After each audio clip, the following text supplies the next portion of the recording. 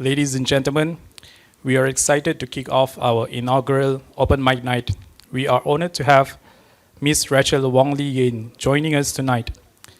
Miss Rachel will be presenting on the intriguing topic of Melodic Realm, a music city. Let us give a warm round of applause to Miss Rachel as he takes the stage. Please welcome to the stage.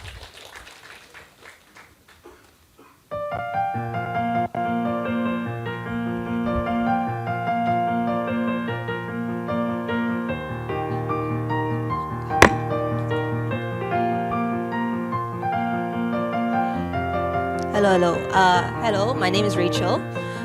Today I'll be presenting my final thesis, which is called Melodic Realm, a music city in Bukit Jalil. So, first question, anyone have been to concerts before? Yes? No? Okay. We have a lot of concerts in Malaysia. So the main one recently was Coldplay, Taylor Swift, Blackpink is one of the biggest concerts that we have in Malaysia. So it's kind of happening industry we have. So as for example here we have the ticket sales. It's quite a number of concerts happening in Axiata Arena, and also this is actually the Bukit Jalil is becoming a music city, even though it's actually categorized as a sports city. So what I'm trying to propose is the site being a music city as shown here in the President study, where National Tennessee have a music city where everything that involves music will be happening at the area. For example, shops, schools and concerts are all happening around the area. So my site will be in Bukit Jalil, right next to the Bukit Jalil Stadium. So, and because while it's dubbed as a sports city, there's actually plans to make the area to be more music orientated, with the future development plan here, inclusion of the concert hall. So my site is actually located in the Bukit Jalil car park, and so here's the car park area, and also there's many music events happening, especially in Axiata Arena, which most of the concerts will be held. But actually this Axiata Arena is not big enough for larger concerts like Coldplay. So Coldplay, they had used the Bukit Jalil Stadium as their venue. And because the site is also easily accessible via the LRT Bukit Jalil, with surrounding neighborhoods as well being able to access the site. So the site is actually very happening, but the issue is that the stadium is actually being used as a sports stadium, so it's not really acoustically suitable for a music concert. So how do I tackle this issue is through later on my proposal. So the lack of acoustic technology for the concerts, and also the lack of vegetation on site. So actually the site is actually very barren, and it's a car park, so yeah. So here's my design concept. How do I propose music spaces and also urban park? How do I create a space that have all these elements in? So music is actually very smooth sounding, but actually when you see in the sheets, it's very rigid and structured. So this actually have a contradict each other. And how do I design spaces so that it smooth, smooth. So breaking down further, the building would be a link to, connection towards the site, and also have vegetation towards the site, so that encourage people to visit the site more often. So here's a short walkthrough video of my project.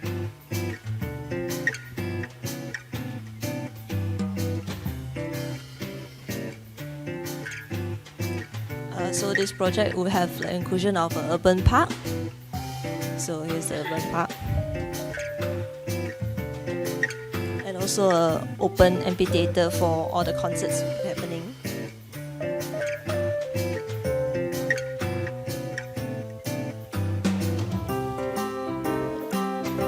My building also would have a music academy as well.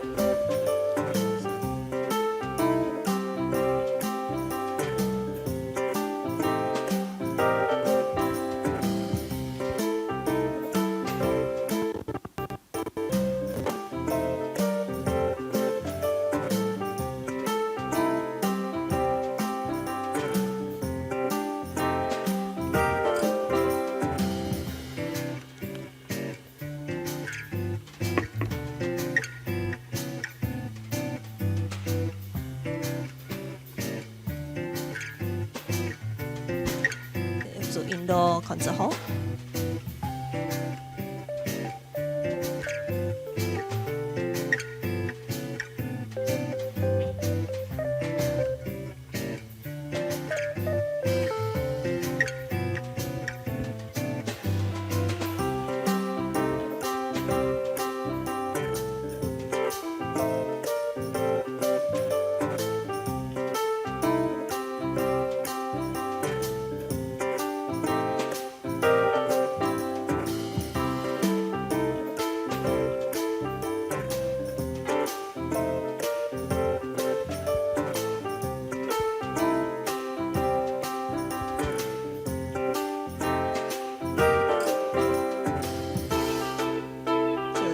Bukit Jalil Stadium, the background.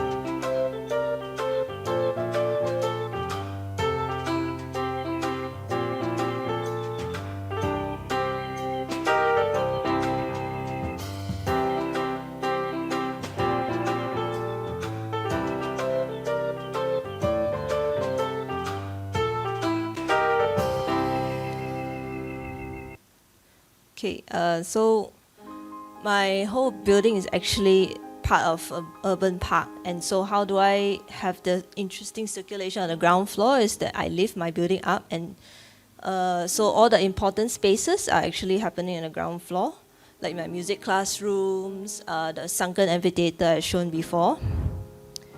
So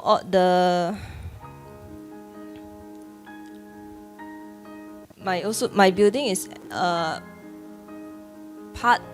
actually also designed in a way that is also part of a tier seating terrace for the sunken amphitheater down below. So this actually allows more people to be able to sit around the amphitheater through the building seating terrace.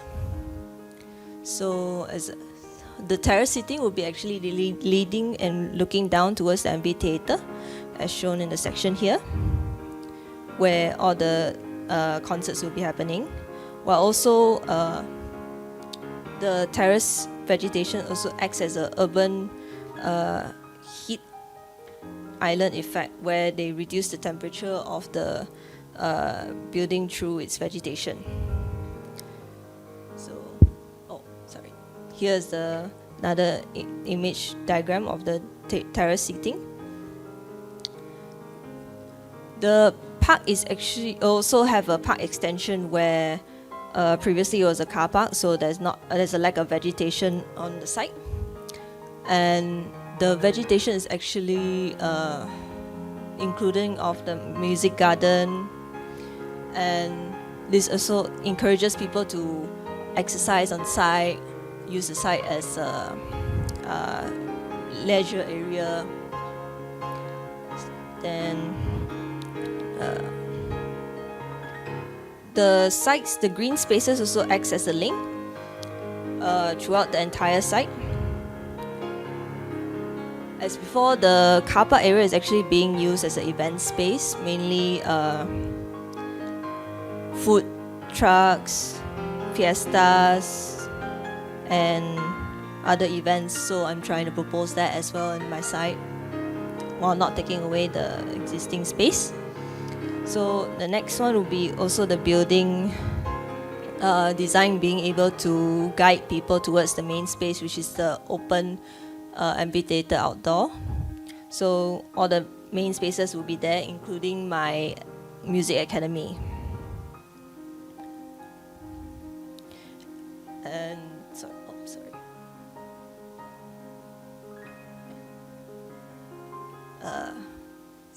sorry, can you need to go out and then come back in.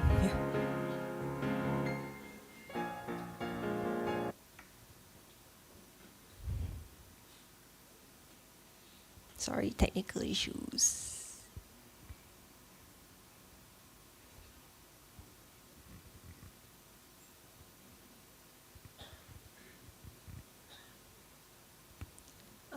Okay. Okay, the next one would be shading. So the green roof actually is facing the sun direction, so it have the spaces below will be cooler throughout the day, while also providing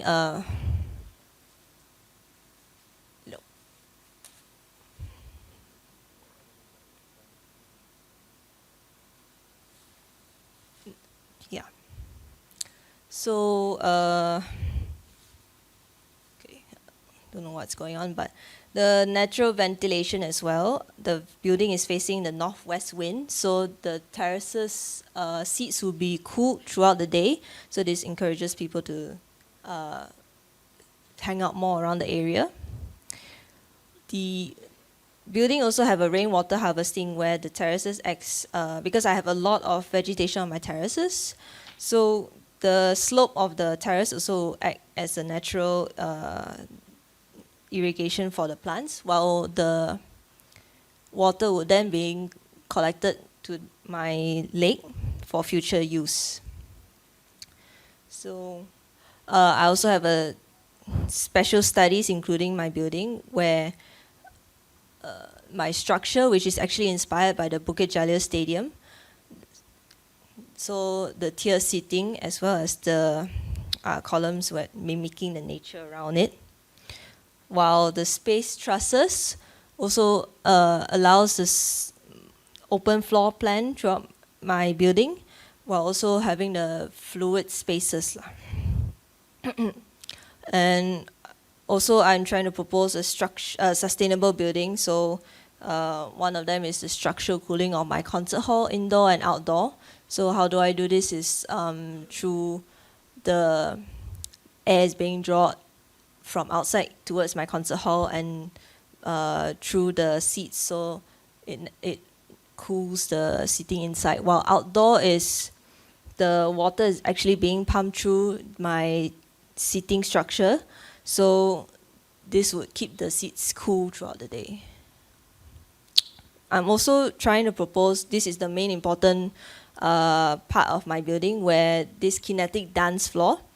So previously I mentioned before that Coldplay have come here and performed. They also had this kinetic dance floor in their concerts, where they're trying to propose a sustainable concert so people could actually dance and generate back the energy towards the concert itself.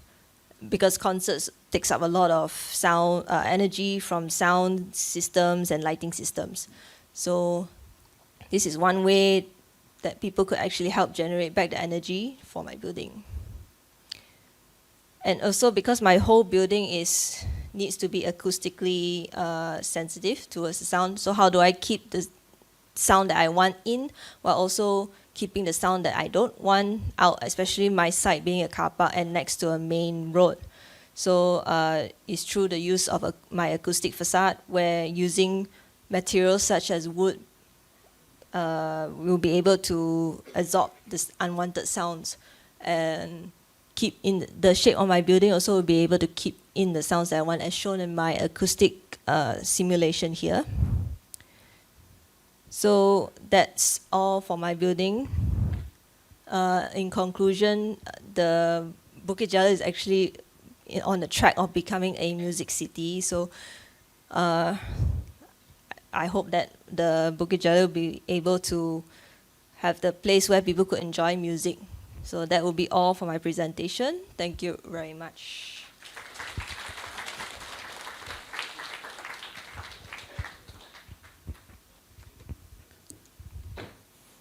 Thank you, Ms. Rachel, for that wonderful presentation. It was very lively and suiting with the music background. We would also like to extend our gratitude today to our sponsors, Kansai Paint Asia Pacific Sydney and Berhad, for their generous support of the event. We are pleased to invite their representative, Ms. Q Wei Yi, Senior Manager Sales and Marketing of Kansai Paint Asia Pacific, to come forward and share about their product. Please join me on stage and welcoming them.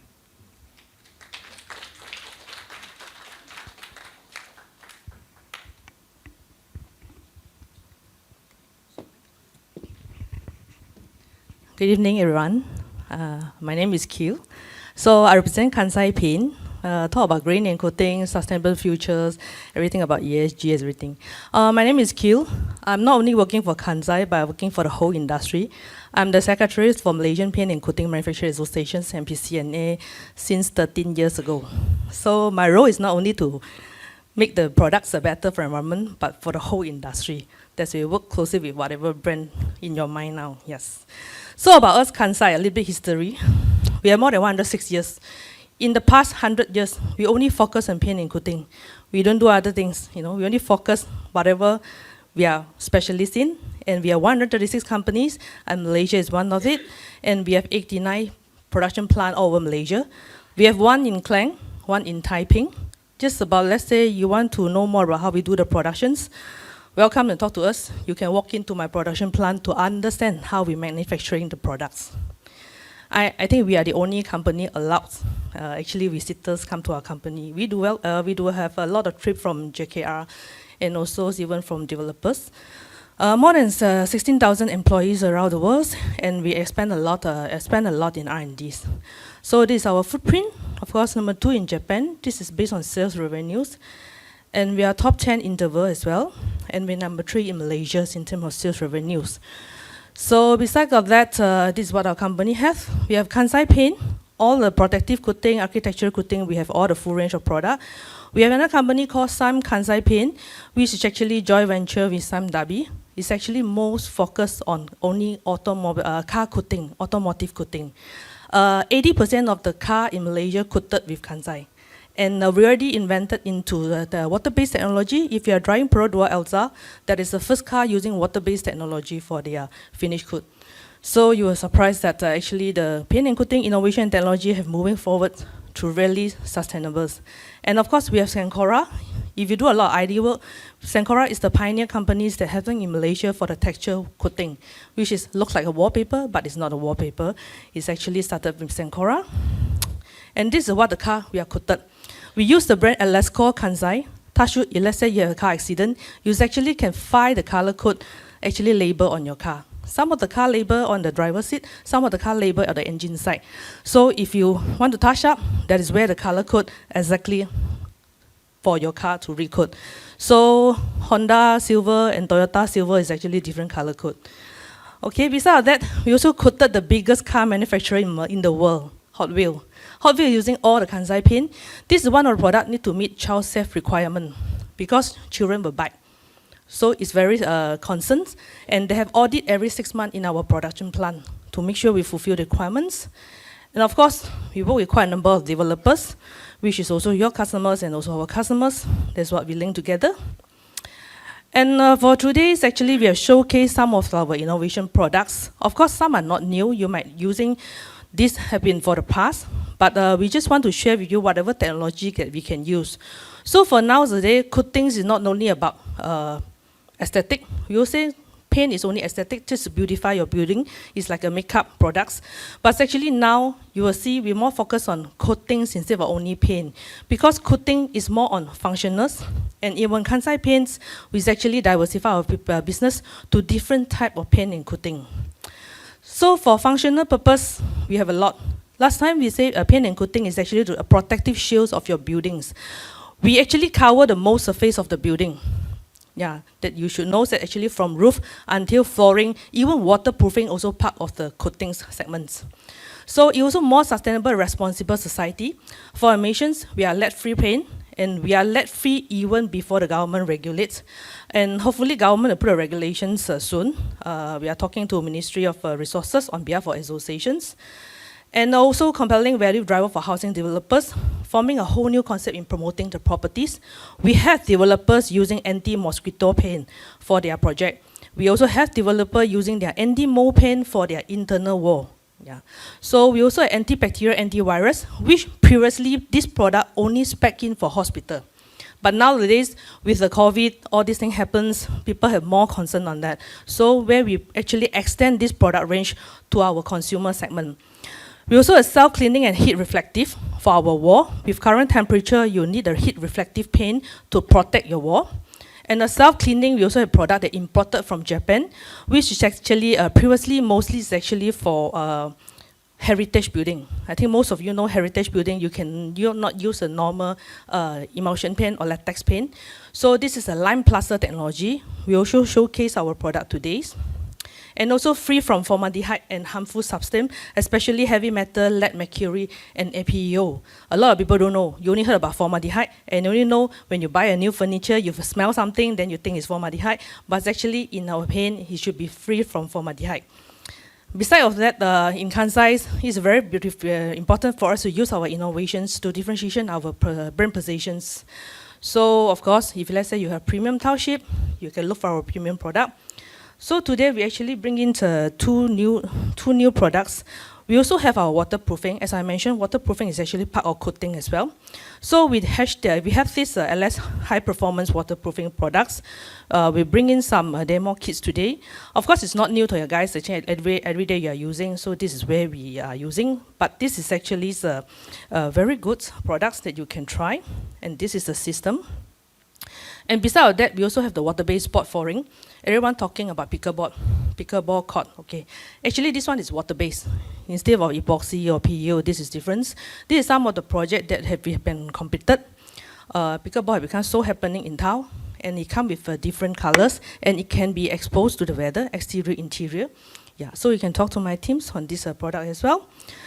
So besides of that, this underwater epoxy is not new, but it's actually innovations from our end. It's actually a solvent-based underwater epoxies, which is actually painted under the waters. So this is one of the products I've been using for oil and gas segment for a long time, for Petronas, even certified by Petronas.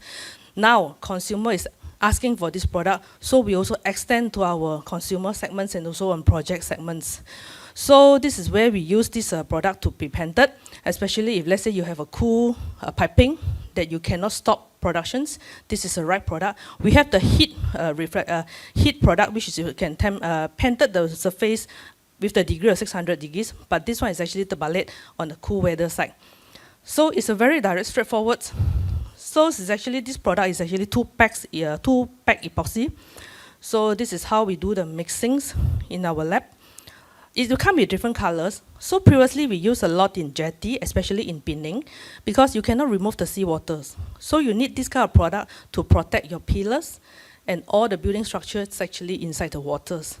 So of course, this product, I would say labor is more expensive than the product itself, because it's not a scuba diving license will settle this product. You need a professional skills painter to do this. So this is what we do. You can paint it in the waters, even in the cold surface. You will see the paint is not spread out. So another videos is actually shows how you paint it, because people have questions like you have to come out in the water, you take the paint, go down, take the paint, come out again. It's actually the whole can of paint is inside the water. So this is a big aquarium that we painted, we created for this video. So that is what the technology we have. And we like to listen to professionals as well, see how can actually we help you to improve your properties and also your spec. Talk to us, see what is your requirements. Our teams is actually will give you a solution, see whether we can help on it. On Kansai Pen itself, we're also moving for ESG. I think this is not a voluntary basis anymore, especially as MNC. We already moved to scope 3 for ESG. Scope 1, scope 2, then it's a scope 3. So we do a sustainable building, all our products certified by Stream Eco Label. We do green procurement, we do green purchasing, which is part of ESG. And of course, ESG is no longer optional. For MNC, definitely we will comply on that. So your trusted green coatings and solution partners, look for us, Kansai Paint. Thank you very much.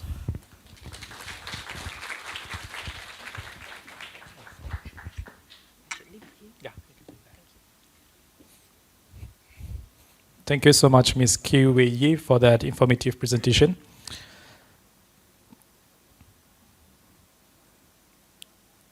Without further ado, it is my pleasure to introduce our esteemed speaker for the evening, architect Ong Ker Shing. She will be presenting on Form Follow Feelings. Architect Ong Ker Shing is a designer and educator, co-founder of LEKKER Architects and associate professor at NUS Department of Architecture. She is a registered architect with master degrees in architecture and landscape architecture from Harvard GSD. Architect Shing sits on the advisory board of PSM Singapore and was a member of the Council of Singapore Institute of Architects. Architect Shing was granted the prestigious Will Wright Travelling Fellowships in 2002, included in the third editions of 20 Under 45 series organized by URE, and at LEKKER won the President's Design Award of the Year 2015 for the Caterpillar's Cove Child Care and Development Center, and gained in 2023 for Hack Care Tips and Tricks for a Dementia-Friendly Home. Architect LEKKER works to advance interdisciplinary approaches to design for social impact and well-being. Please welcome to the stage.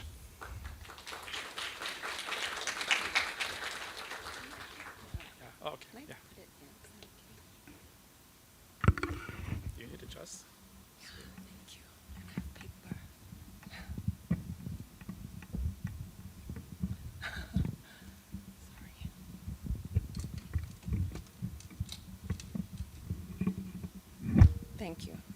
It's okay.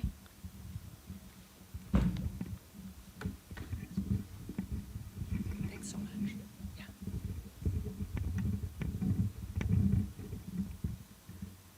Bring it forward a bit. Okay. Hi. Okay. First, thank you. Wait. If I speak like this, can you hear me up there? Okay. Thank you very much for inviting me to come over from Singapore today to talk to you about my work. It's actually my first time talking about my work in Malaysia. And I came here earlier today with my mom, and it's actually the first time she's ever heard me talk about my work in more than 20 years of practice, so thank you for these two firsts. I'm from LEKKER, which is a small firm I founded with my husband, and what we love most is exploring to the fullest the interrelationship between people and their environments. As Winston Churchill famously said, we shape our buildings and then our buildings shape us. We're really fascinated by how our built environment makes us feel and experience, so basically how formative it is, and therefore how transformative it can be, or what we call the social emotional potentials of design.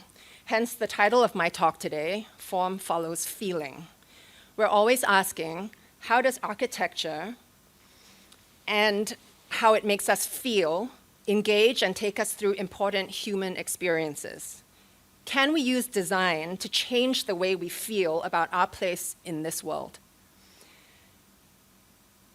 Where do I point? Sorry, there. So I gather I have almost a full hour today to talk about my work. So I'm really going to luxuriate in it. Normally I have 20 minutes.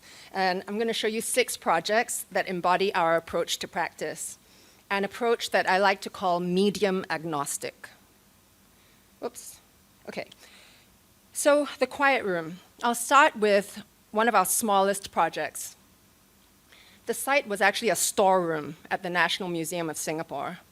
It's the first purpose-built quiet room for a museum in Singapore for children with autism or sensory disorders to regulate themselves. So the National Museum had received feedback that some families weren't keen to bring their children with additional needs to the museum. They were concerned about causing public inconvenience or being embarrassed if their child became overwhelmed. With this room, the thinking was that the museum would become more inclusive. Without such a room, a parent might have to ask for special assistance and then be directed to an empty meeting room to take their child to rest. So this room was created to give those parents peace of mind, and then those children a private and safe space to calm down. So what existing models of quiet room, or sometimes called calm room or sensory rooms, did we have to work with? The most famous model of a sensory room is called the Snozelen, invented by two Dutch therapists in the 1970s. And this kind of environment that you see here is really helpful for sensory processing disorders for people of all ages and conditions, including dementia, but it really needs to be administered as a prescription. So with a trained therapist making precise adjustments to the exact amount and kind of sensory stimulation. The quiet room at National Museum would not have such a therapist, right? It was for families to use on their own without therapists, and such calm rooms tended to look like this. Just a corner or like a spare meeting room that could be flexible enough to be used by different people with different needs. And often parents with kids with sensory needs know exactly what their child needs and they'll bring with them whatever they can provide, so food, scents, a toy. And so our space had to be flexible enough that it could be made as stimulating or unstimulating as required. The other model that we looked at was Singapore's first inclusive preschool that we had actually designed about 5 years prior to this, and that had already proved to be a successful example. So this school, you see two classrooms here, was run by one of Singapore's largest social service agencies called AWA, and supported by a philanthropic group called the Yen Foundation. And you'll hear me mention them a few times tonight because they've actually funded a lot of the inclusive projects that I'm showing. And it was supposed to be a proof of concept that inclusive preschool education in Singapore was desirable and viable in Singapore. And of course, everyone expected it to fail. There was a quota of about 70% typically developing and 30% kids with additional needs. And you know what Singaporean parents are like, needing their young children to be able to read and write as early as possible. And naysayers thought that parents would be afraid to send their kids into a class of children with mixed abilities, thinking that it would hold them back from P1 preparedness. But I'm proud to say that the ugly kiasu never reared their head, and within a year of opening, the school had a waiting list. But I'm not going to talk so much about this project today and how we designed it, except to say that what we did was to integrate therapeutic equipment with the play environment so that kids receiving therapy would not be distinguishable from kids who were just playing. So you see here a campfire scene. We're zooming into one of the classrooms I showed just now where the teacher's leading a class, and the logs that they're all sitting on are designed in such a way that there are many ways to sit. Therapists use these kind of cylinders to help kids engage their core muscles as a form of physical therapy. And it helps with physical, cognitive, and emotional well-being. So all the kids can be together, playing on the same stuff, even when some are actually receiving treatment. So from this project, we learned the power of design to remove the stigma of medical intervention, really simply. So back to the quiet room, as you can see in the plan, the entire site was originally square, 5 meters by 5 meters, and it might sound like it's already small, but for small children, this can still be too big. So we divided it into two parts. The plan on the left, a transition area where you enter into first, and then an inner womb-like sanctuary, which is the actual calm space, which in section looks a bit like a xiaolongbao dumpling, although maybe it's just because I've been eating nonstop today since being here. Sorry.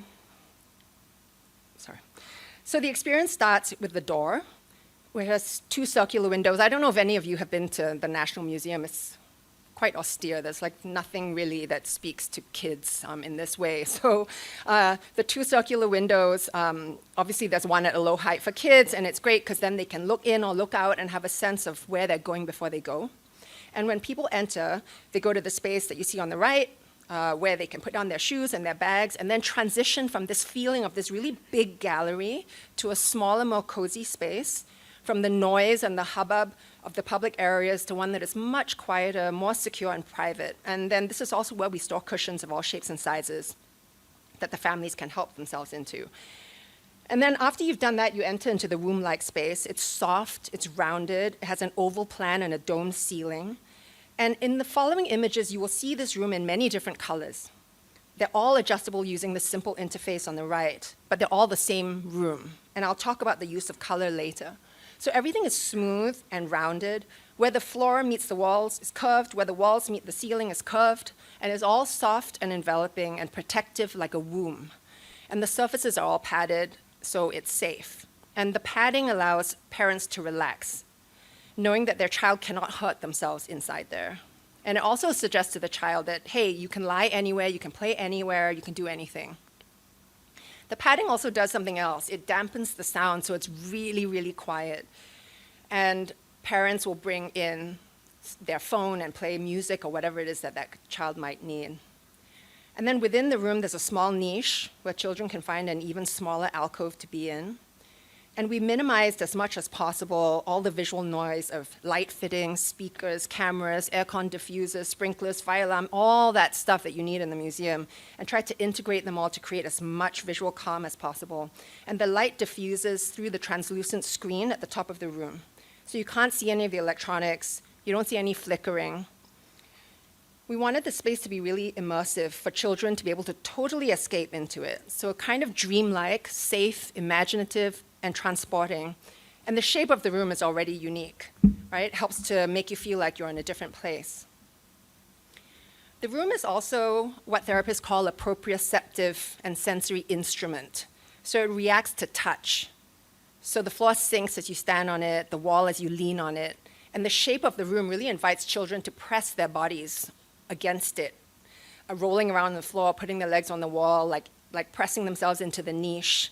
So all of that is part of a kind of therapy of understanding the body's balance and position in space. The entire room I mentioned earlier on has this wash of color, and the whole range of colors can be chosen to suit each child's need and preference. So using the color dial I showed earlier, you can completely change the mood of the room. So here you see it in blue. And here you see it in 3 different color states. And even the cushion colors will then change with the change in the light wash. And the ability to adjust this was really important. From our work in children's spaces, we know that children love to make their own space. So a really simple way of doing this is just give them cushions. So we designed some using common dimensions so they could fit together in multiple combinations. And when the quiet room was completed, and this is something we've learned to do a lot, which is to talk to the people who are actually using our space, we invited families of children with autism to come and test the room and give us feedback. So one mom shared that her child starts making a line with the cushions in the room, and he sits there quietly, and he's able to rest. So like this really simple provision allows the child to have a sense of control over their environment, which is no small thing, because most of the time children have no control over their environment. And this empowers children to help themselves so that they can start to find their own calm.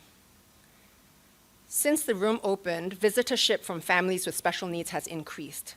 So the fact that the quiet room existed already encouraged more children, more families with children to go to the museum. The next thing I want to show you is the result of a 3-year design research project on age-friendly neighborhoods funded by the Ministry of National Development.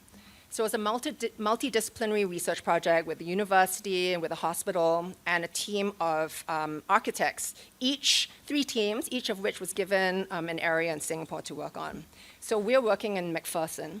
I don't know how many of you know McPherson, but it's a super aging kind of district in Singapore. And we studied the relationship between the physical environment and the health and well-being of the seniors living there. We designed a mobile kopitiam, which we called Come and Go. You can actually see it there faintly. Come and Go. Thank you. And this is a scene from one of the test events at 2 of the blocks over 4 days in May 2019. So our process was really a whole design research, which lasted almost 2 years.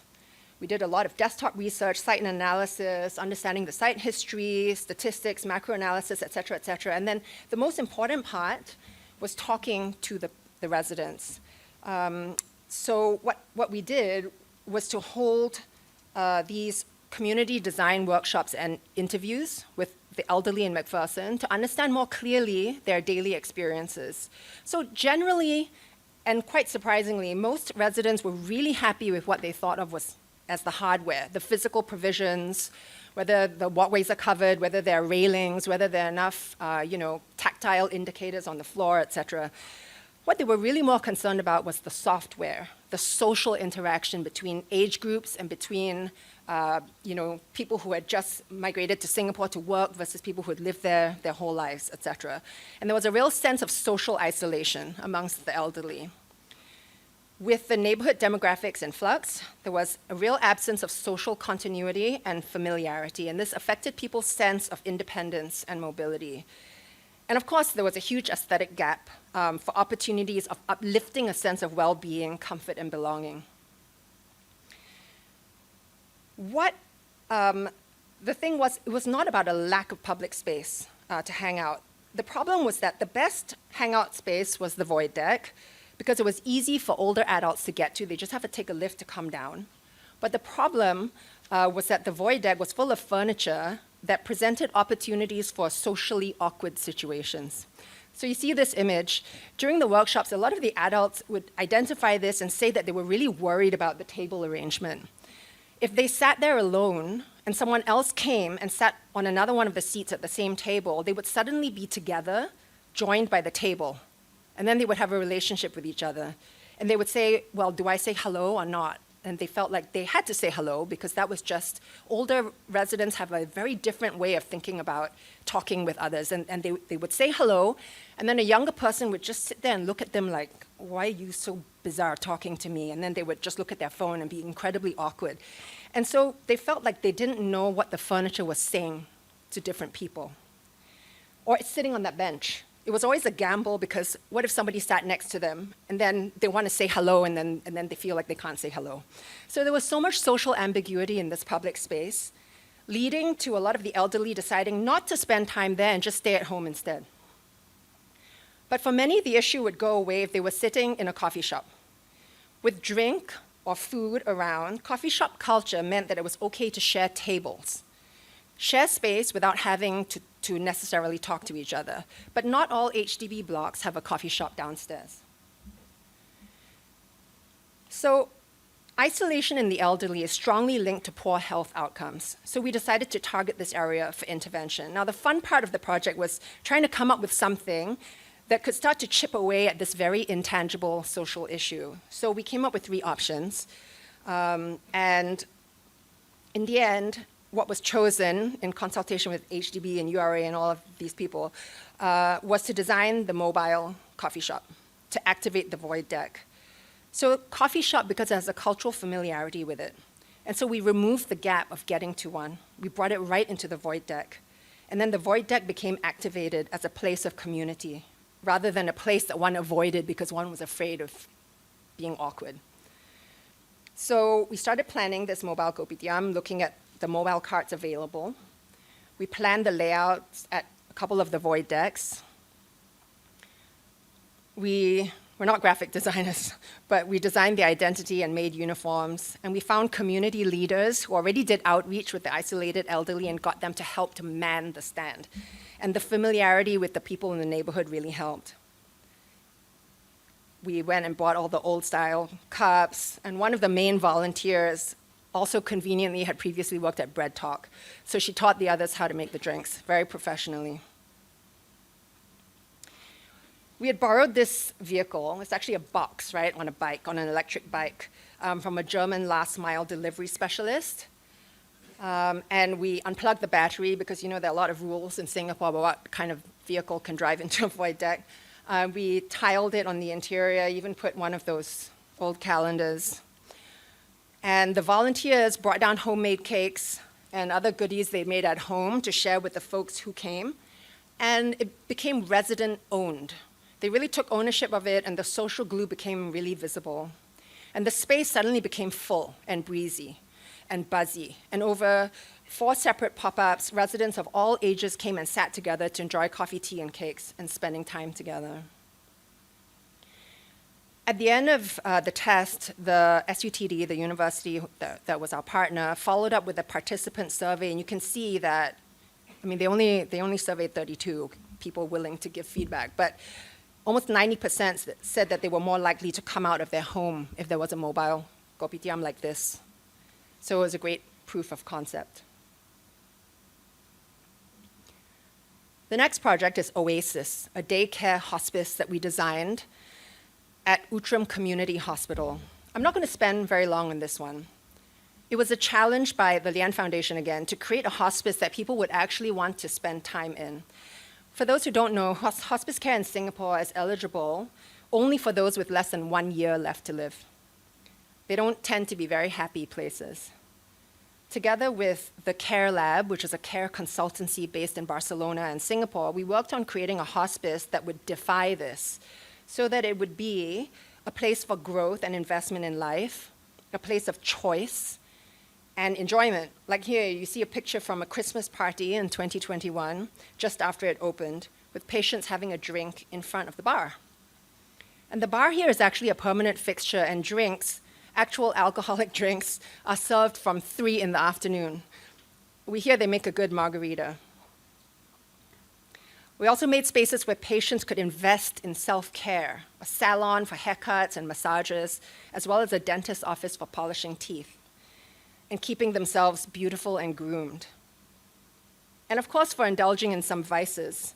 So the bar is very popular, and then there's also a hidden room behind a bookshelf for innocent gambling and games like mahjong. We tried to get a smoker's corner, but this is a hospital, so they drew the line there. A greenhouse for learning how to pot plants and take care of them. I'm only going to show you like half of the spaces we designed here. We tried to create a whole world within a single unit. When we conducted design workshops with various people in hospice care, the nurses, therapists, cleaners, management, and even some patients, we talked a lot about going beyond patient-centric care. We really wanted to translate into design terms, how does design contribute to quality of life? So ceremonies and events were conceptualized as part of the space. This thing you see on the left is called a wonder cart, and it stored party decorations. So on someone's birthday, it would pull up next to them wherever they were sitting, and a party would pop out of it. And the Care Lab designed several conversation prompts like you see on the right, this bite-sized future card game that prompts people to have important decisions about end of life. So in this daycare center, we had to shift the model away from a panoptical and centralized one, which is how most hospice centers are designed in Singapore, where people can be monitored at all times, safety first. Instead, we designed a diffused and decentralized space full of quiet and private corners, places for people to experience very different emotional states, places to be sad, resilient, or scared, to joke, or to cry. And these had to be part of the program that we were designing for. And this goes against the conventional model, as I mentioned, both in terms of the service and the space. And it was actually really difficult to argue for. The hospice said they wanted to change, but when we showed them what it meant, they were actually very afraid. So the model of care really had to be different to enable individual choice and growth and to resist older, easier models of care, like having all the patients in one space so they're easy to monitor and take care of. And to help enforce this new model, the space had to support it. The space became a kind of resistant framework that would not allow things to slip back into the old ways of doing. Now, much like with our own children, we're not supposed to have favorites, but this is one of mine. It's a 2.8 hectare public park around a private family cemetery outside Nanjing. One of our favorite projects in the world is a cemetery park called the Woodland Cemetery outside Stockholm, designed by Gunnar Asplund and Sigurd Leverance. So getting this commission was a dream come true.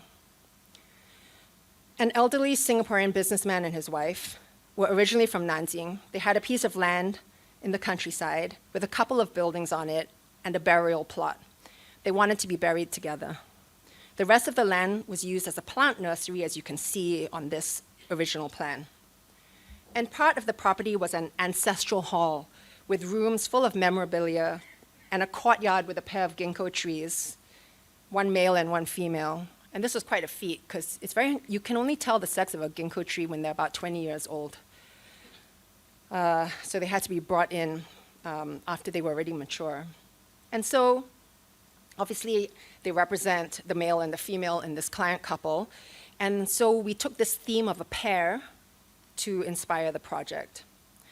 Unusual things about this site was that it was already a fully functioning landscape, used as a nursery for growing plants and selling them, full of things like retention ponds used for irrigation.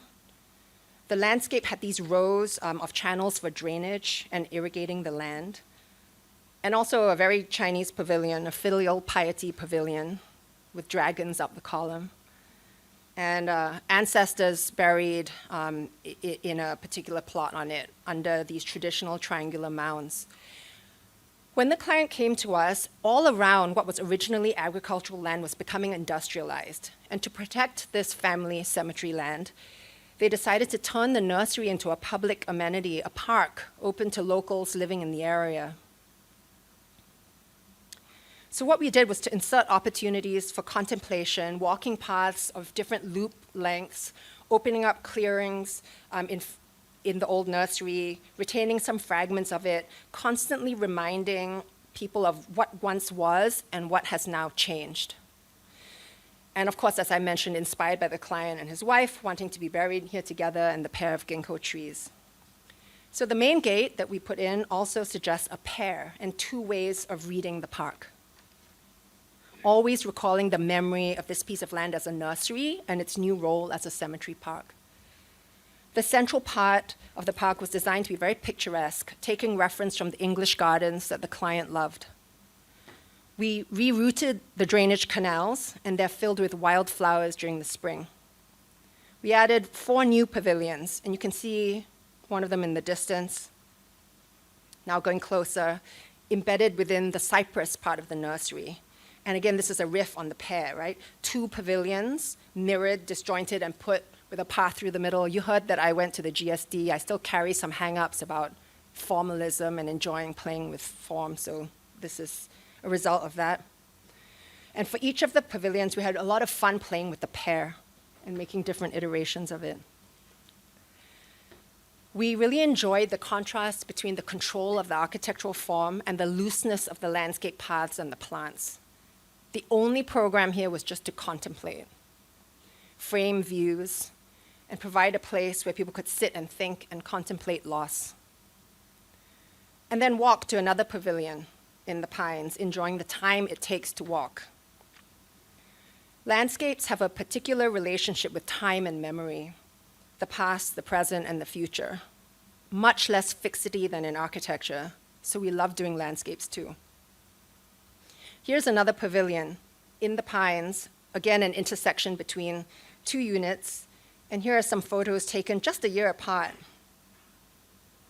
showcasing the architecture as a kind of stoic foil to the changing, whimsical landscape. Another pair, Hansel and Gretel, playing with ornamentation to create a front face, and then a very abstract, unadorned surface at the back to create a different reading. And in the distance, the water pavilion, the last one, whose partner is its reflection. And this is a fun picture. Just outside the perimeter walls of the park looms development. Here's an ad for an excavator rental company to help you break down the wall. Okay, we're now at project number 5. This is the village library, which sits in the Cnosian village, which is a compound of community services run by a Catholic organization in Singapore. We're back in Singapore.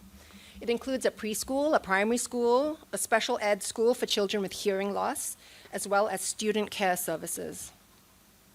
So this was to be a library for kids with different needs, from toddlers all the way to 12-year-old.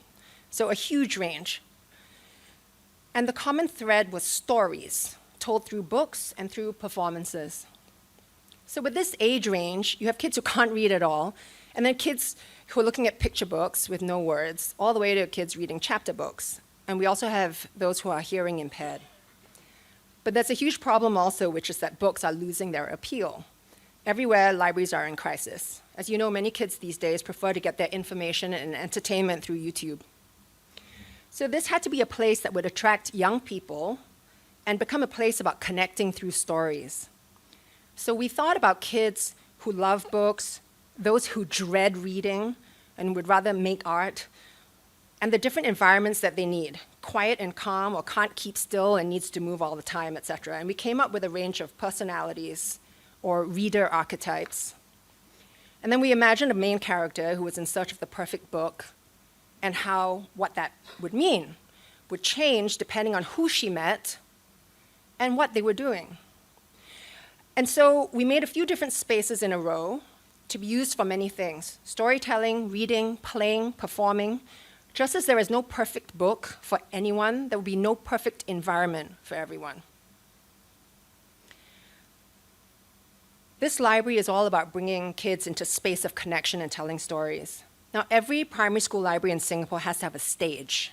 It's part of the funding requirement from the Ministry of Education. So here we took the stage. You know, stages typically have one proscenium arch, right? One barrier between the storyteller and the recipient of the story. Here we multiplied the proscenium so that instead of a single boundary line, it became an expanded threshold space, encouraging children to occupy that space between life and stories. Each of the areas in the library are visible from the other areas. Each room, though, with its own clear identity, is still really connected to the rest. And mundane acts of browsing and returning books are turned into opportunities for playful interaction, like this roulette book drop. Books are returned, the wheel spins, and then a shape is randomly selected, and then the shape corresponds to one of the objects in the room, which displays books. We decided against the conventional categorization of books into adventure or mystery, instead allowing the librarian to have a much more fluid way of organizing stories. On the other side of that space is the mountains, which encourages engagement through play. The shape of the shells and the little rocking canoes all encourage non-mindful movements, so kids who need to fidget while they're reading, for example. So they all help with cognitive engagement and reading comprehension. And then the backs of these shelves are all magnet boards for them to write their own stories. And then other occasions for mindful movements include this puppet theater where kids can act out a story. And then lastly, the maze, with walls of books, with all kinds of spaces for kids to discover and read in.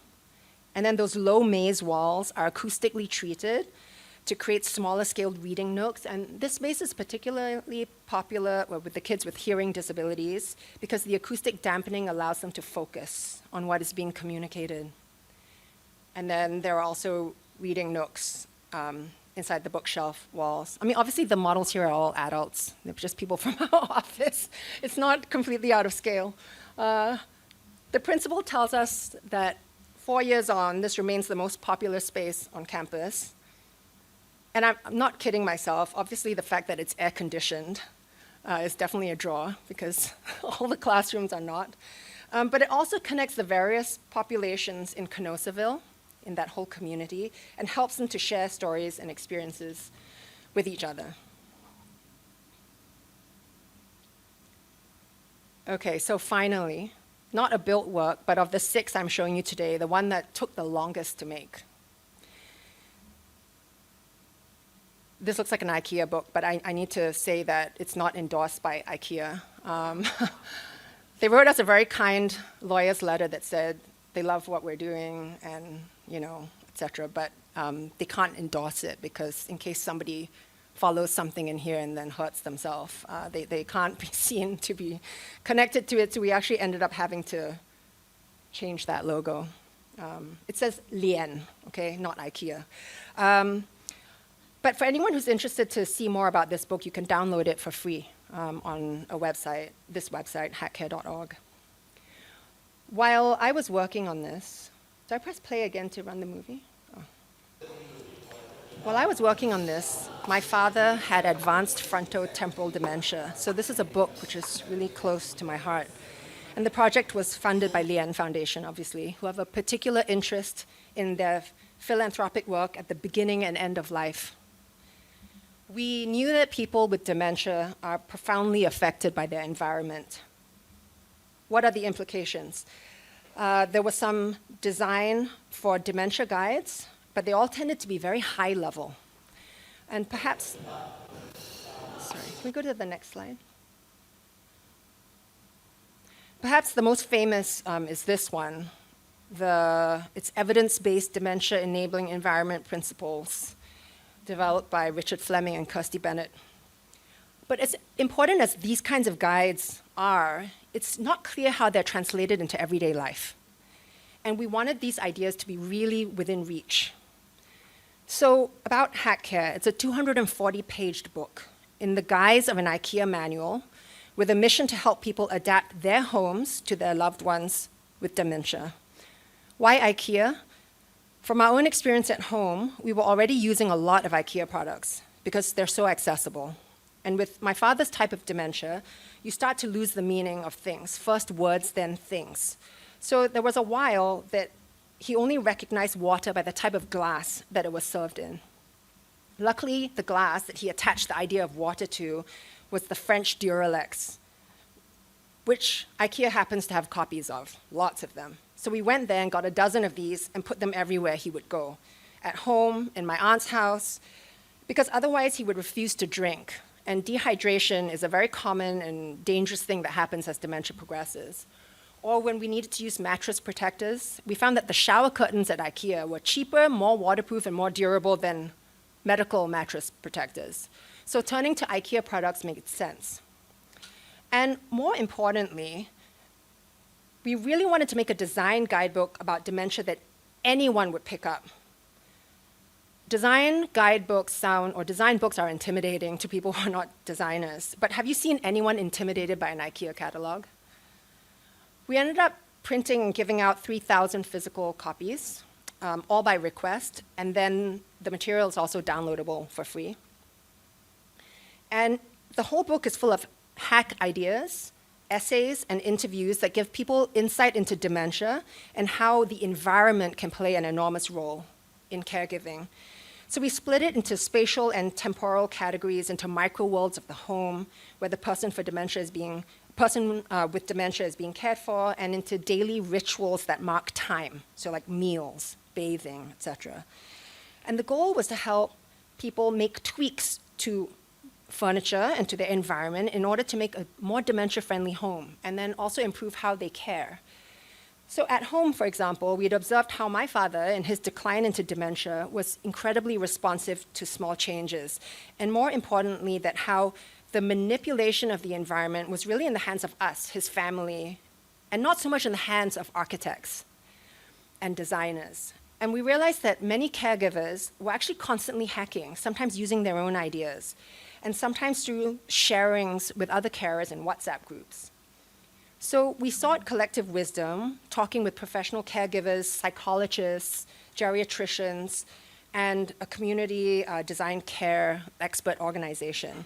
We listened to a lot of personal stories, visited homes of people with dementia, looked at the kinds of challenges it poses, and then came up with tips and suggestions that covered key activities from mealtimes to daily rituals. And together with our good friends at Lanza Vecchia & Y, a furniture and product design studio, we started thinking about furniture hacks.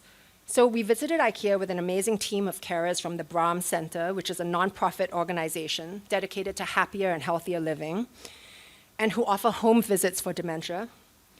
We looked at furniture and discussed what was useful or not, like the classic prong chair. I'm sure everybody knows this chair. It's in so many homes, comfortable and affordable, but for older people with declining muscle strength, quite hard to get out of. So this was our first hack, as many people suffering with dementia spend a huge amount of time sitting. So the chair became a significant focus in the home. And it's a chapter in the book. The chair also had to become the center of a lot of life. They sit there to drink water, to nap, to be cared for. So we looked at how to adjust the angle of this chair, what we could add on to enable all the things that were to happen there, like how could someone nap here without the head bobbing around, right? How to create hand rests that can help them to stand up. So we ended up with this image on the right. And although we have a shopping list and an instruction manual for it, which which is available in the box set, what you can see from perusing the whole book, if you get the chance, is that what we were trying to do is not to create one solution and say, hey, buy this solution. Instead, now there are like 55 million people living with dementia worldwide. And each person's dementia journey is unique, really depending on what they were like prior to getting the disease. So we wanted to introduce hacking as a method that doesn't work towards one final design product, but instead is really a process of optimizing and adjusting that's constant. And we feel that this is much more appropriate to disease and a condition of care in which challenges are always shifting. And what really helps is then to develop a mentality of constantly tweaking, tweak routines, tweak environment as needed, adapting to the progression of the disease, and demonstrating through practice what people always talk about as person-centric care. From the chair, we move to the algot, another very commonly seen shelf, as a way of anchoring the chair, allowing access to drinks, comfort objects, photos, books, space for the carer. And then we move to the scale of the room, arranging things all with the goal of keeping the person with dementia embedded in family life. And we modeled several examples based on typical HDB flats. And because it's really easy for people with dementia to lose track of time, we use the idea of sense, SCENTS, to help support visual cues for mealtime or bath time, for example. And we described some non-physical, non-spatial hacks as well. And from the come and go research that I mentioned earlier, we had learned that many Singaporean elders are really uncomfortable using walking sticks or mobility aids, even if they use them. They'd much rather use an umbrella or a shopping cart because they really don't like how it calls attention to them or they find it embarrassing. And so we looked at products that might be used in different ways than you might have expected. Like in this room, grab bars that are disguised as a series of everyday decorative objects, so like that line of red objects, for example, leading to the bed, where we still provide some guidance, but it's not medical. Or with a fidget board, for example, made from a chopping board and fitted with some simple fixtures from hardware stores, or even you just using a pillow and a pillowcase with zippers or eyelets and laces. And it really allows a patient to fiddle with their hands, and you would choose what to put on it depending on what that patient liked to do, right? So the book is deliberately an optimistic approach to a very serious and depressing reality, and getting the tone right was really important. So obviously some lighthearted jokes, but it really seemed to hit a nerve worldwide. Even people who are not from Singapore and Malaysia don't understand the puns. It was picked up by Wallpaper and Dezeen, which was really cool. And perhaps even cooler, it was posted on the Instagram feed of the World Economic Forum. I never thought I'd be excited about anything to do with the World Economic Forum, but here we go. And with that the 55 million number, supposedly doubling every 20 years, we thought it was really time, even as architects, to figure out what we could do, how we could start getting people to talk more about it. So ultimately, we made the book to spread a manifesto, to empower persons with dementia and their caregivers with really simple ideas to help alleviate some everyday difficulties. And we believe that these ideas should be free and shared and expand the discourse. So rounding back to the medium agnostic character of our work, we will design whatever fits the message. And books are wonderful messengers. So Hack will be featured in the Gwangju Biennale in Seoul this year. And we're currently in talks also for it to be part of the permanent collection of the Victoria and Albert Museum in London. And with that, I'll end my talk. Thank you for listening to me. I don't know if I took an hour, but I look forward to questions. Thank you.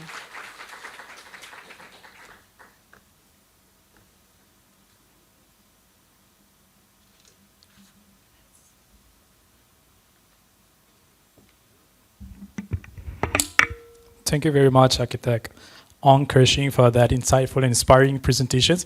I think it's very thoughtful at how design strategies can impact mentally or physically well-being of the users. Right now, we will have open for Q&A sessions. I would like to invite again Architect Ong Ker Shing to the stage, and architect Rin Tan to moderate the session. For those who have questions, you may scan and post your question in the Slido.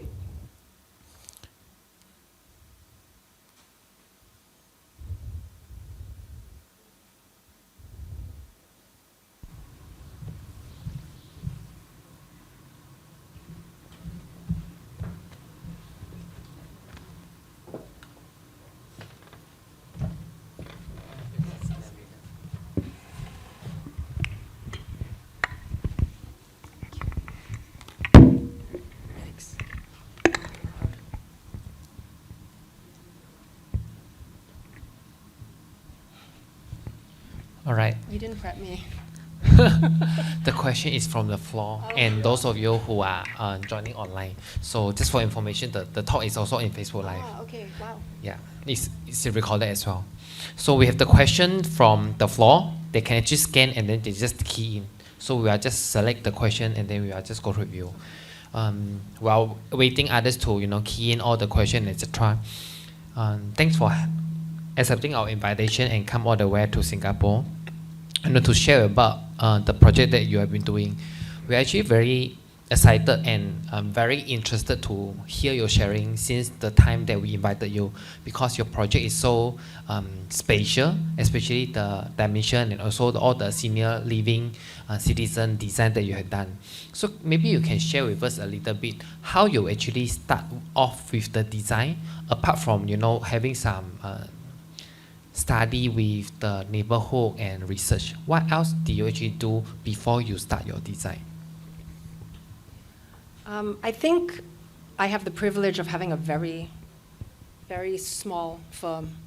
Sometimes it makes it very, very hard because there's nowhere to hide, right? I mean, it's just you and your small team. But the nice thing about it is that we can kind of turn our attention to whatever is interesting. And I mentioned earlier on that the firm was founded by my husband and myself. And it's really kind of like a family operation in the sense that whatever stage we were going through in life and we were very interested in, we then took it into our practice. And then we started to talk to clients about those kinds of issues and then kind of got jobs there. So I mentioned earlier on that we had, actually you had mentioned in the introduction about the PDA that we got for Caterpillar's Cove. That one, we took that project on because we had young kids at the time, and we were super interested in how kids saw the world, and so we took those projects. And then, I mentioned as my father got dementia, my parents were getting older, I became very interested in aging and what that meant, and how that also, just like with young kids, the environment really plays a huge part in how one kind of reads the world, right? So I think the first step is just that it's personally interesting. And I think that the moment you become personally interested and invested in something, the level of engagement in a project goes beyond theoretical and it becomes very much about real life. So we spend a lot of time looking at how people behave. We talk a lot to people about their experiences in space. I mentioned earlier on that I love to talk now to people about what they think of our projects after we built them. That was not easy because when we first started practice, I remember designing a house and then we went back to take pictures a couple months later and there's all awful stuff displayed everywhere and like the furniture we had arranged was moved and like the window was permanently closed, all these things, and we were so horrified. We were like, oh, we've lost all control, how do we? And I think as young designers, you get quite upset about, when things don't go your way, it's not lived in the way that you expect. And we're like, okay, well, we can either continue to be miserable for the rest of our practice, or we can embrace it. And so we decided to just run into what we were afraid of and start talking to people about how they feel about the places that we've made, or even places that we've not made but they've experienced. And I think that's been the big gift. So because of that, I think we have this ability to ask the right questions and also listen to the answers. And yeah, that's really what we do. Yeah, I think some of your projects is very thoughtful, like how the color scheme can be very impactful to the well-being of the users, and so it was very intricately considered about the users of the dementia. So I was just wondering, what advice would you give to the architects who want to design more empathetically, but are unsure where to begin? Yeah. You know, I think you just start with a really small thing. Like, you know, I think I showed today our projects really, we take such tiny, tiny projects. It doesn't have to be, you know, even a whole building. It can be a corner of a room. And if you can just show through what you've done that people feel seen and they feel safe or they feel kind of cared for by whatever you've done, that starts to spread. And then you can grow from there. I love the way that you explain your design and your thoughts. I can really feel you design with your passion. And also, you know, the title today that you've given to us is rather form follow function, but you follow feeling. Form follow feelings, truly the emotions of the users. Yeah, and I'm sure your mom will be very proud of you, you know, doing all these things. I have a question from the floor. This question is all related to the question just now. They asking, you know, your title form follow feeling. That feeling, is it only coming from the end user or also including your feeling as a designer? So how do you balance it and how do you then express it out through your design? Yeah, that's a good question. I guess the correct answer is it's just from the user, but obviously that's not true. Obviously, I think as any designer has a certain amount of ego and you know, kind of sees themselves in their projects and sees their voice, you know, wants to kind of have a voice, have something to say about what architecture is. So I think, yes, of course there is a certain aesthetic sensibility. There's a certain set of colors, materials, etc. that we like. But I would say where form follows feeling really is my husband's feeling is in what form. So whether it's a park, or whether it's one room, or whether it's a chair, or whether it's a book, that's where the form follows our feeling. We have been very lucky. I'm not saying this is a dream. It's like not easy to make a business doing work like this. But we get satisfaction out of it, is that we've been able to meet certain clients that are willing to be kind of open-ended a little bit about what they're going to get. So, for example, right now we're working on a quiet room for one kid whose parents happen to be comfortably off enough to want to invest a lot in this child. And we met them because we're doing something for Changi Airport, which is a sensory kind of environment. And we met them because we were interviewing people, users of the airport, to find out what their pain points were. And they enjoyed talking to us, and so they contacted us and said, hey, would you do this, like small space, like corner? And you know, they were so flexible because it can be like, you know, like a beanbag, or it could be one room, or it could be the entire basement of their house, or it can be the basement and like half of the they kept that completely open-ended. And so it was really up to us to kind of, through talking to them and figuring out what that child needs and what their sibling needs and all this stuff, and then we eventually decided on the scope. You know, or with Hat Care, all that we knew was that we wanted to do something to empower people to be able to behave differently with dementia, because you feel very helpless when someone you love has dementia. Like, what can you do? It's non-reversible. There's only one way to go.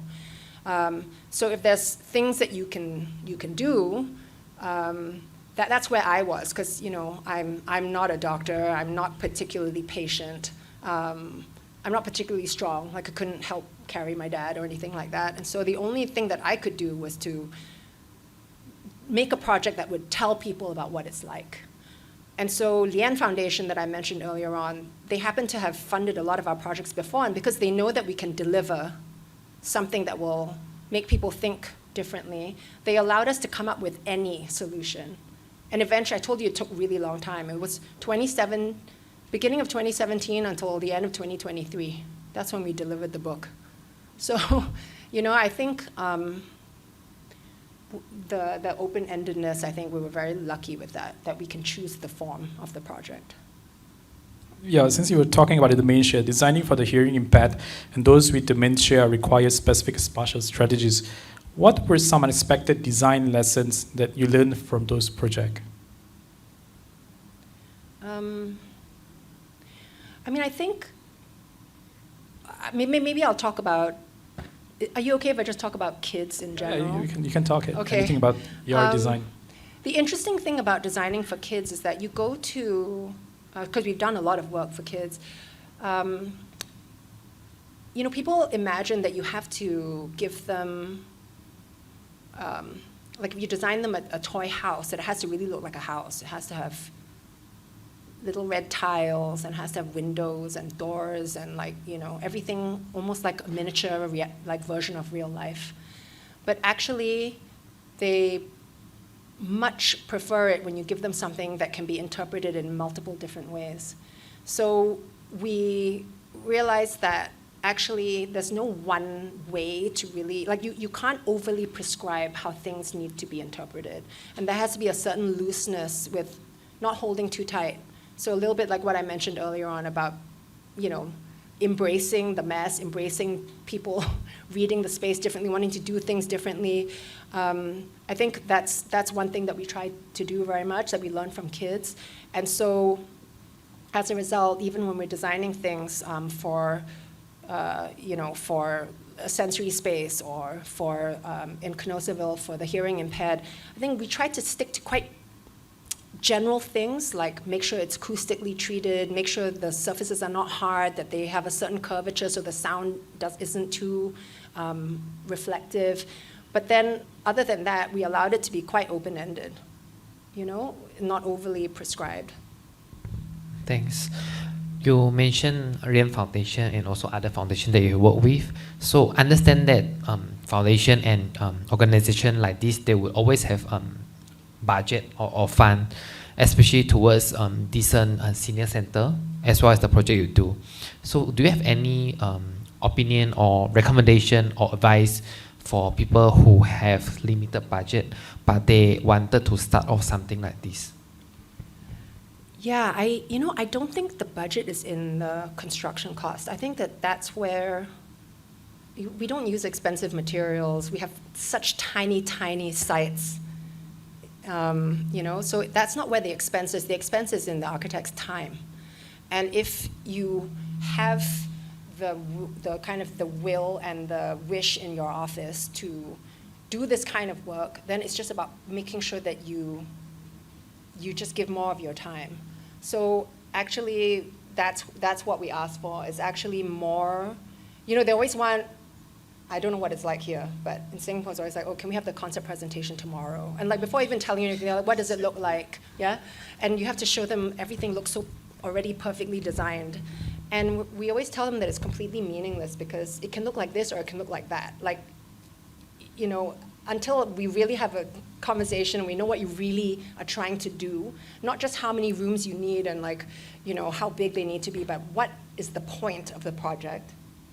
I'm talking about social impact projects. Obviously some projects are very simple and you just have a schedule of accommodations and you just go for it. But for a project that's trying to make a point, trying to have impact, it's really important to talk about what is that point. And there has to be time given to that. So I think that's where the expense is. Yeah.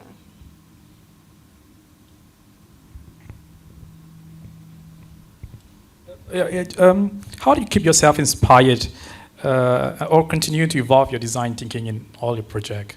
Since some of you, all your projects are very inspiring. So we would just wondered, how do you keep yourself inspired to continue and evolving? Okay, well, it's quite funny because I mentioned that we had, this is a joke, but I mentioned that we had kids, so we were doing, design for kids, and then I had a late third child, so we're back designing child projects for kids. So have another kid, and then you get excited about designing for kids. I mean, I also teach at NUS, right? And I think that spending time with young people, I was really glad to hear a presentation by Rachel, right? Today. Yeah. I mean, I think it's so nice that you do this. Yeah. We don't do this at SIA. I mean, we should. But spending time with younger people and hearing about what they care about is really interesting, and it kind of gives me, you know, like interest to kind of find such projects in my practice. A lot of young people are looking for meaning in their work, and so it makes me double down on that. Yeah, good to hear that. So talking about meaning, one of the projects that you shared just now, which is very interesting, especially on the bar inside the hospital. So how do you, I always have this question from the floor for every talk, they will always ask the speaker, how do you convince your client to deliver this kind of idea? So for your project, I wouldn't want you to say convince, but I would want to know, how do you balance between, having fun, at the same time you need to have a quiet space? How do you balance it? Is it going through a lot of research, to time and interview, and what other thing that you do, and you think that this is the thing that I do extra as compared to the other project? Yeah, exactly. I just wanted to add up. Because some of the projects quite, the main shout, so hearing impaired was like very research kind of based kind of a design that you will need to do some sort of a study for the user to truly understand on the dementia sort of behaviors and also hearing impaired. So I was wondering, how do you able to convince the clients, or how do you get commissions for this type of project? Yeah, I don't know whether you talk about this a lot at PAM. We talk about it a lot at SIA, which is design research. So what is design research? I think the idea that architects can produce knowledge through their work is actually very important. We're not just service providers.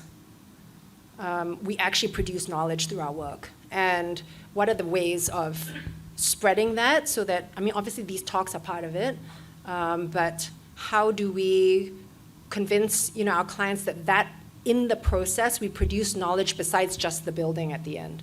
And so that's something that, as in my practice, I try very hard to fight for. And as you build up a body of work where you can point to and say, look, Tsinghua, we love to measure everything. It's like, what is the impact of this? Can you measure it by how many more people came to this thing? Or like, how many people talking about it? Or like, all that kind of stuff. So because of that obsession, we have been able to kind of measure a bunch of our projects.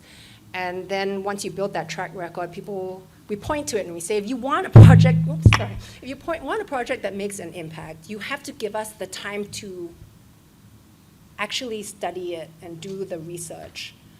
So recently with Changi Airport gave us an extra 3 months on a project to do this. So I think sometimes you just have to insist. Like if you want this, you have to give us that. And it's not more fees, it's just more time. So we do that. But I think sometimes also you can't tell your client everything. Like with the hospice, so Lian Foundation was paying for it. So are they the client, or is the Hospice Care Association the client? So Lian Foundation wanted to make this change in care. They're very, very focused on changing the way that people do things. If there's a reason to change it for the better, they want to do that. Whereas the Hospice Care Association, obviously, they're concerned about how they're actually going to do this every day, right? How are they going to meet the patients? How are they going to make sure nobody falls over in the corner and they can't see them? So it's not that they're trying to be annoying and stand in your way, but they have genuine concerns. And if you can meet their concerns so that you're not doing something irresponsible and dangerous, but it might inconvenience them a little bit, and it meets the goal of making everyone who comes to the hospice happier and look forward to it because they can actually have some agency in their day, then I think that that's morally correct and the right thing to do. So then we make the decision to do that. We don't tell them everything. We don't try and convince the hospice about every little corner of every little thing. As long as we're generally aligned, we do that. Yeah, so that's part of it. Just wonder, did you get well paid for the R&D Well paid for the Yeah, R&D, of the- which? of any of your project? No. Well paid. We don't get well paid for anything. Okay, not just the R&D. Maybe you can just share with us a little bit because you mentioned, this design research thing. I think a lot of our audience here actually do a lot of research, and then people will always look for the result that you're mentioning. So how do you then sustain, or I would say, keep your passion going on until your client or the end user sees something? Because design research, just like the report or the manual you did, it spent 5 years, around 5 years. How do you go through these times until the result come out? I mean, obviously, you need to take on some projects that are just projects that you don't aggravate yourself over, and you can just do them and sustain the office. I don't have an answer as to how to make it work. Maybe you can invite me back in 5 years and I can tell you, and I figure it out if we're still around by then. It's not easy, but I think one of the things that we're very lucky about is that, like that book, it's so ridiculous because buildings take so long, but like that book took seven years, okay, and you know how hard it is? You have to model and render every single image. There was no generative AI then, right? So everything was modeled and rendered. So it takes a lot of time, and we had so many people. We had maybe 12 to 15 people moving through our office, kind of doing work on that. And the amazing thing is, again, I think young people, it's not to say that we don't, obviously we pay them, but they're junior hires or they're interns, and they're so fired up to do this kind of work rather than do a condo or do 10 bathrooms, right? They're very fired up to do work that has meaning, that they actually will put in the time and the effort to kind of do that. So I think that's also part of how we work. Yeah. Yeah, so, the question from the crowd, out of curiosity, do you design normal housing developments or individual houses or renovations? Do you do that, any of that? You do? We do. Oh, okay. I've never done a condo, but houses, yeah. Yeah. Yeah, all right. Perhaps maybe next time you could come But if anyone again wants to hire me to share do a about the condo, project. please. I'm glad to try. I think you do mention, you build houses and then you design this and then the end user change things like Yeah. that. So what do you learn from it, or what do you gain from it? What do you do after that? When you get a new project, do you do some feedback and etc.? How do you? Yeah, I don't love doing private houses because it's very idiosyncratic. You can't appeal to some higher, value or anything like that. I think that it's quite hard. But for example, we did a house recently. Well, it was during COVID. It lasted forever because it was delayed by COVID. But where the couple, they had 2 kids. And what worked for that project was that we had very similar values about how family life should look. So you don't want your kids to just disappear off into their room and never come out except for meal times. They really wanted to make sure that they shared a lot of space together. So actually the bedrooms, the kids probably hate us, but the bedrooms are really small. They don't even have a desk in their bedroom. So there's no way they can have a laptop, well, maybe on their bed, but they can't work there. They have to come out and work in a family room. Even their closets are small. Even the parents' closet's small, so that everyone has this big walk-in wardrobe. So they will just bump into each other as they go. So that the value was on family life, and then we could come up with all these ideas about what that meant. Whereas if it's just oh, I like this color and I like that material, and then it's just very arbitrary, and that's less fun for us to do, and I think we find that harder. So we always, it's funny because we always ask people, when people come to hire us to do houses, we're like, why are you asking? What have you seen that you like, And we want them to be very specific. Because otherwise they might be looking at something completely different, right? And then you're talking like this, yeah. Okay. I think we have the one last question from the floor.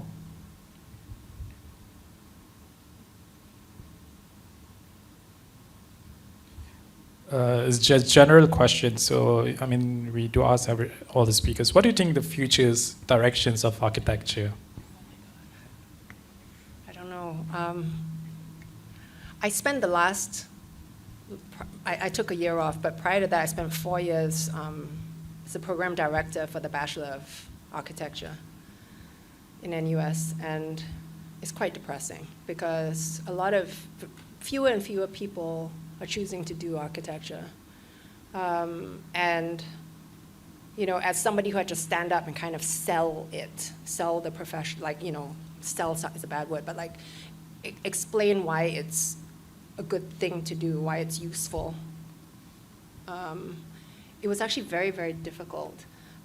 Because again, like you're asking me, how do I sustain a business doing that? I'm like, I don't know. You know, I can't tell you all of those things. It's a struggle for sure.